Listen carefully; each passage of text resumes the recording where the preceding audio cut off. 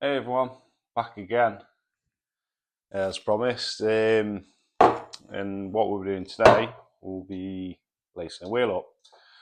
As far as you know from the last video, which I showed, um, basically, um, instead of doing a a two cross, we're doing a three cross, and the same again. Um, when you're doing a chopper wheel or an old rally bike wheel, you'll come up with the layout of the spokes. So with a newer style bike now, you'll come from your left from your valve hole, where the older rally wheels actually come from your right and come round. So yeah, what we'll do, just service the hub, put some new bearings in it, cleaned it all out. Cleaned it all out and then put some new bearings in it and greased it, so it's running nice and smooth now. I have to adjust the axle slightly so they don't pop the R nuts out, because if one side's too long, you will land up with that issue. So yeah, we'll get cracked on with it. So should be right. I've done 29 spokes, just extra one really. And I think it's Bunny's bikes for these. Yeah, we're running stainless steel spokes, cross 3. So what I like to do, obviously, drop a few on the table, so we've got the few set out. What I tend to do, even like, well, you don't have to really bother with these, but when it comes to like an expensive hub, what I like to do is get, well, it's what I've learned from the Buddies bikes, is from the valve hole, you can actually see the name through. So yeah, so what we'll do, I'll start from this side, so it's centre of Steering the Archer England, if I'm right. Is that in line with it? Yeah. So go 1, 2, 3. Oh, we're going the wrong way. 1, 2, 3, 4. So what we'll do, grab it so it's at an angle like that. Vice versa if it was the other way around. You twist it around, just angle it. Well, it doesn't have to be that way. It's just force of habit. So, best thing to do, screw them up to the end. Here's another one. Let's see, it's a bit rough. Oh, that spoke might be a bit rough. Let's see if it's that spoke. See if it's rolled. Again. 2, 3.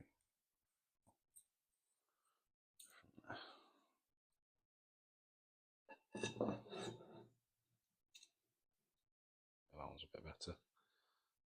That's why I always like to do an extra one, just in case that type of stuff happens.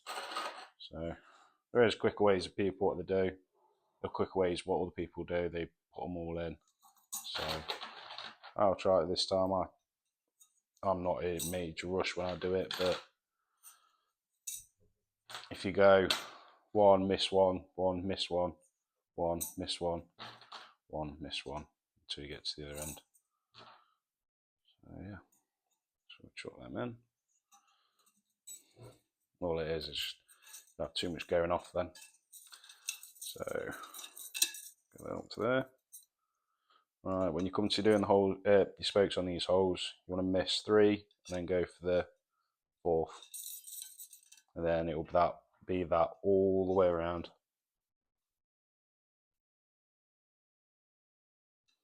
And then when it comes to the whole wheel being built, screw to the ends of the threads, just so that it's equal. The rim might be slightly out from the past. Whoever's owned the bike previously probably flat spotted the wheel, but once you learn how to build wheels up, you can kind of squash it kind of out by just releasing tension in some areas and putting tension in other areas. Like force of habit and picking another spoke up. That's that one.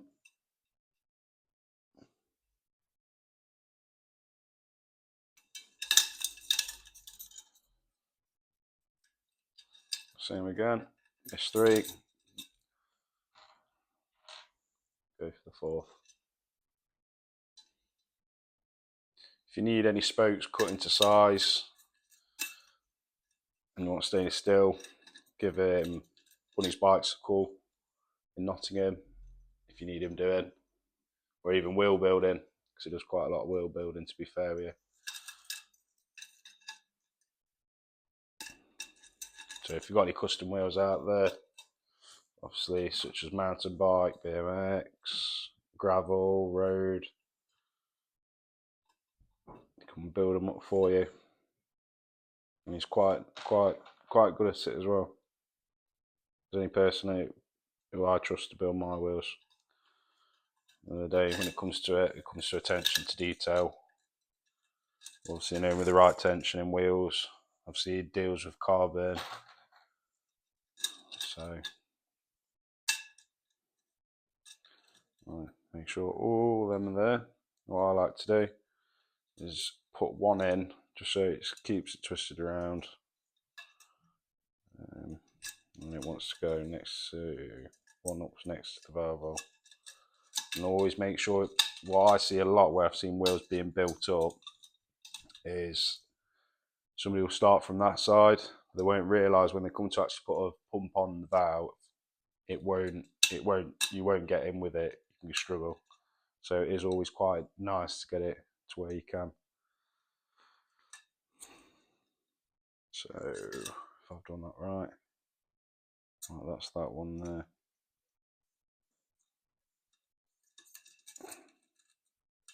So what you tend to do with the older wheels is you'll go over that. With me, I'll go underneath. Just personal preference. Make sure we've got all spokes threading through.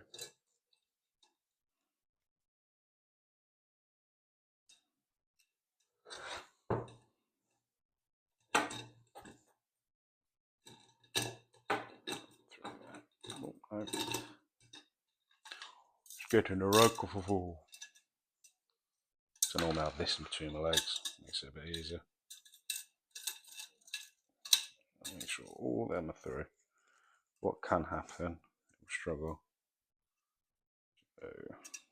So go one under that one. And that should land up to there.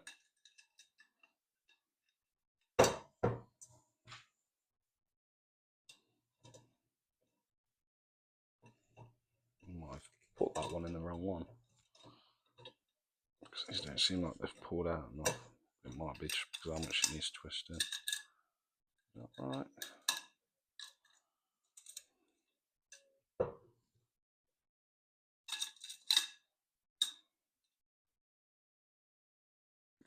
Yeah, that is right. Right.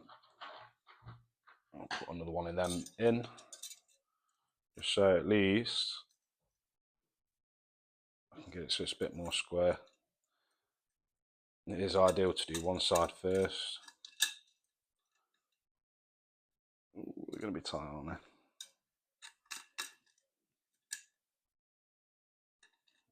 Okay. So we'll do that up to there just for the meantime, and then we'll start focusing on getting the other side in.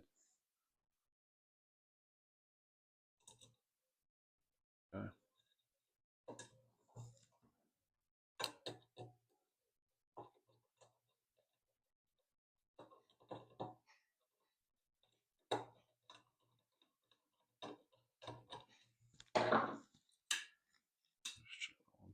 Yeah.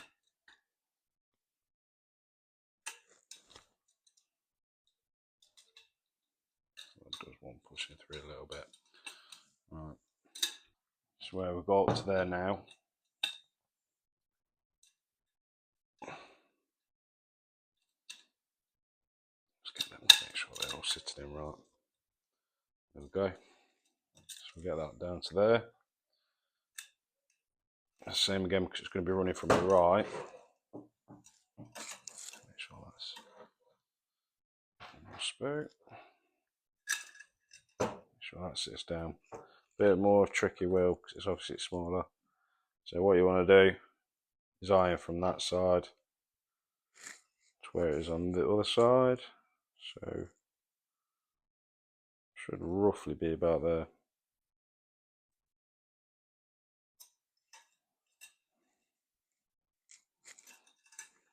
So I'll just show you a glimpse in a second.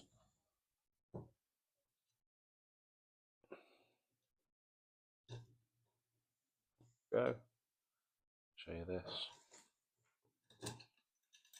So if you look from where your valve sits, that's ideally where you want it. So you've got enough clearance just so when you come to put your valve on,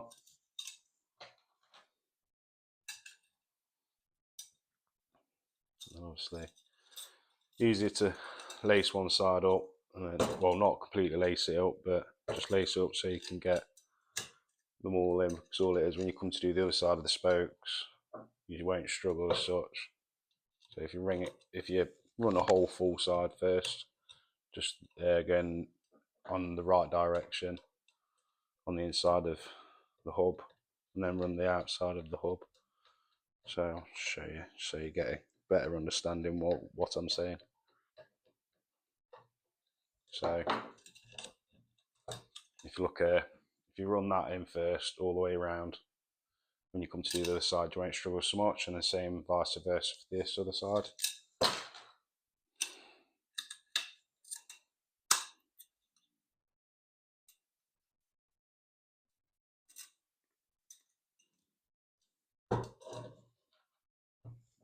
Okay. Theory, that's how that should go.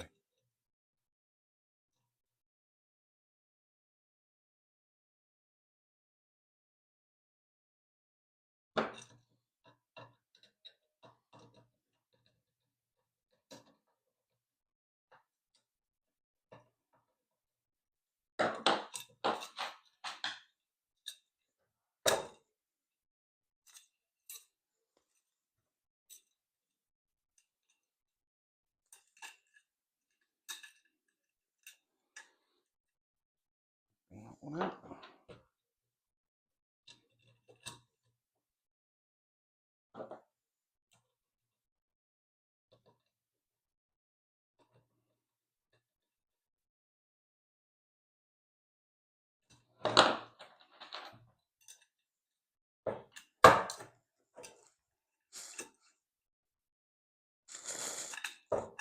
That's it.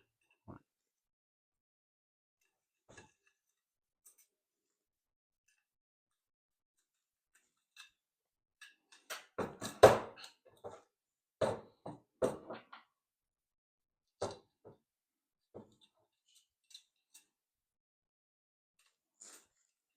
We've got them all in the right position.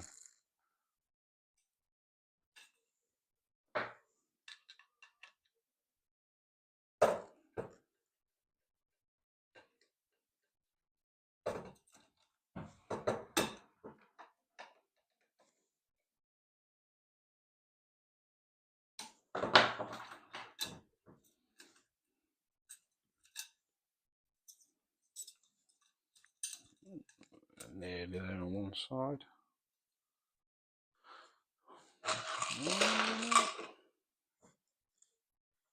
Boom, boom, boom.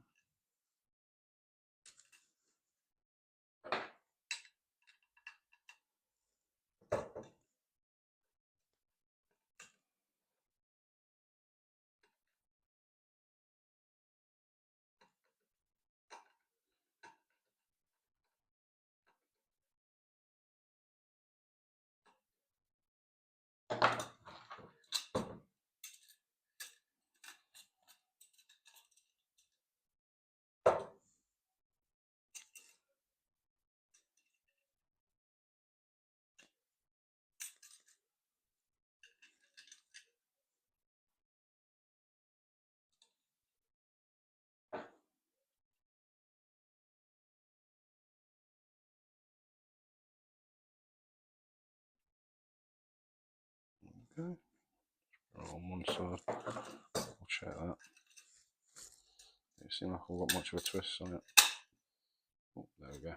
It's corrected itself now. So yeah, that's all one side done. So what I'll do is I'll drop in from the other side now. So come from there, and you just run underneath. If you're trying to do it the original way, obviously you can cross too, but my personal opinion, I like to cross it through. Just keeps the wheel tight. Strength's going to be there.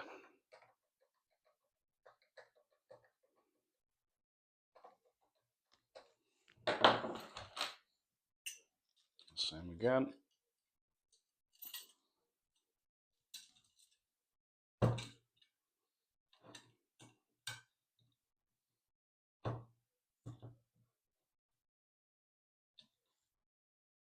Sorry, just watching a bit of the racing down the Gosport.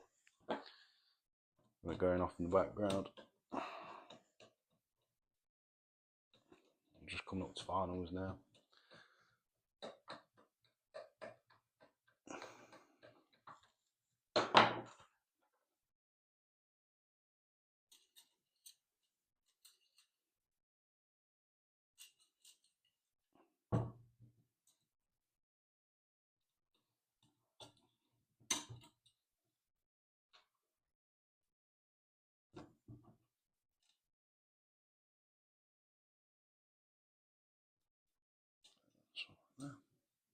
It's quite handy to have. It's just flat as screwdriver. And also, when you come up to tension in it, you chuck it in the trainer stand. And obviously, spoke key. What I tend to do, like when I'm truing the wheel up, I'll get all the spokes to the end of the threads, and once I've got them to all at the end of the threads, I'll just go around quarter of a turn, half a turn or a full turn, depending on how much the spoke's tensioned up on the nipples to the spoke. So I just go up to the threads, and then obviously you can see how tight it is as soon as you go around the first time, unless the spokes on the threads are a little bit tight, but they shouldn't really.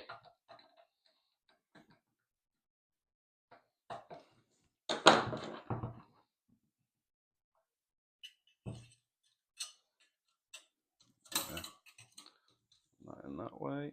Ooh, I'll leave that there for a second. It's already in.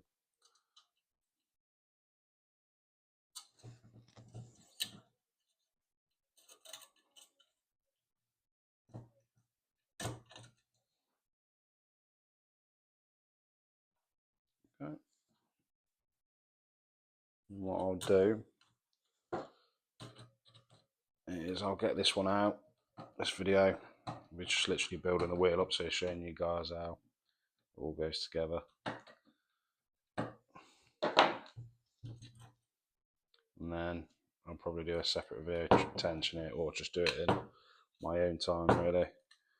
Because if you want to find out how to tension a wheel correctly, there is videos out there, tutorials, which will explain it probably a little bit better in comparison to how I am. At the end of the day, it's not so much harder, but let's take a bit of time on it, and then obviously I don't want the video being too lengthy for you guys. At least you can see the whole process of everything else. Literally, I'll be doing this, and then I've got a gear shifter I need to build up once the parts come through for that. And yeah, I'll have that gear shifter built up, and then it'll be, I've got the paint to do on the bike as well. So the frame's got frame forks and chain guards got to be painted, decals applied, so we've got that. So yeah, it's not going to be as much work as the last one, where it's the same amount of work, isn't it? But it won't be as much as, because I don't think I'll be doing the seat cover, as it's pretty cool condition, and there is repro ones out there, but as you know, if you're doing these up, it's hard to find a good one. Obviously, Niven Lad does seat covers, but not many people have the access to get hold of the Niven Lab ones. That one's slightly longer. That's 12. So yeah, beware, guys. There is people who are selling seat covers out there which if you're not majorly bothered about it looking original, but if you are, there's so many people out there who are doing them and they aren't up to scratch, literally. They're not up to par. So don't be duped into buying something what says Raleigh chocolate just because it says it in the listing. Do a little bit of homework, and yeah, that's it really. Another day. It's your bike, do whatever you want, but if you want to get it to an original looking state, do a bit of your homework, or just look at older original bikes. Like with me, I've done it in the past where I've restored them to similar to original, but also I'll do my own little bit on it to get it so it looks a bit better than it would have come out of factory. Obviously, these were mass-produced bikes, so not every bike would have been perfect as it rolled out the factory. So there'll be little bits here, little bits there, decal slightly not in the right position, but at the end of the day, they were expensive when they come out, but they were, the value wasn't, people didn't think these were going to be collectible, valuable down the line.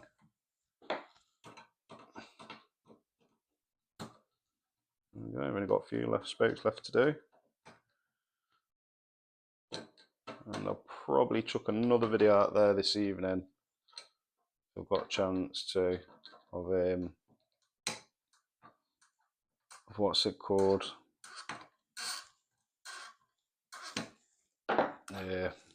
Doing a mist coat of primer on the frame. So the weather's quite good, and I'm probably going to be busy for the next couple of days, so I won't mind leaving it over them days just to cure. So go through you guys with that. I'll double check the frame. I'm sure I've stripped the majority of the paint off it. And I'll just go over with some panel wipe, let that dry off. It's quite quick to dry off really, but make sure there's no dirt or residue which is left on it. Make sure every little bit of paint's off the bike as well. So I could just get a good base and I'm not having to sand all the bits and bobs off.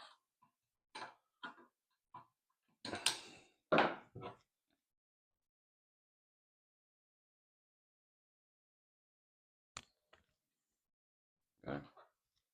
So we have it. Just got one more to go through.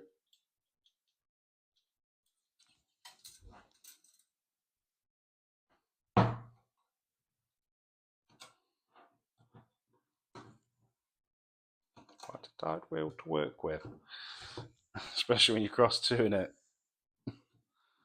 Yeah, be alright. Still got some rim tape to clean off on this rim as well.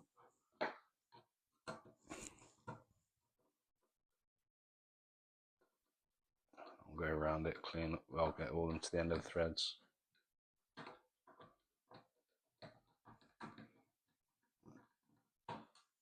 Go over that. Right, so there we have it.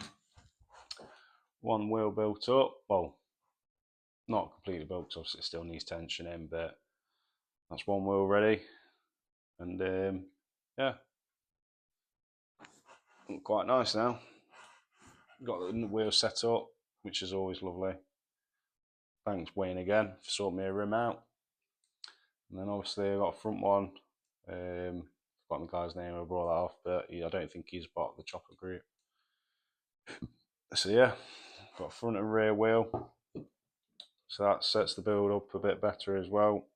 Can't have a bike without no wheels, unless it's hovering. But yeah, next part of the process. Right. Hope you all enjoyed, guys. Don't forget to like, comment, subscribe, follow, share. You know the old shebang. Help get this content out there that little bit more, so all you guys can enjoy it. At the end of the day, I enjoy building these up. Obviously, give a bit of wisdom as well. We'll build them up as well. So yeah, it's keep the legacy of these bikes going, because as generations go, things start to fizzle out. But there's some people out there my age, like I'm 31, so people my age who are interested into 70s stuff or 80s stuff. But yeah, I've just always liked these bikes just because they just look cool. Well, this obviously brings back your youth when you see them. And I had a Mark III, and from a Mark III went from a Mark II, and then obviously down to a Mark One, and then so on and so on, and so many bikes over the years, and then yeah. All right, thanks very much, guys. You have a nice evening. Ooh. There we go.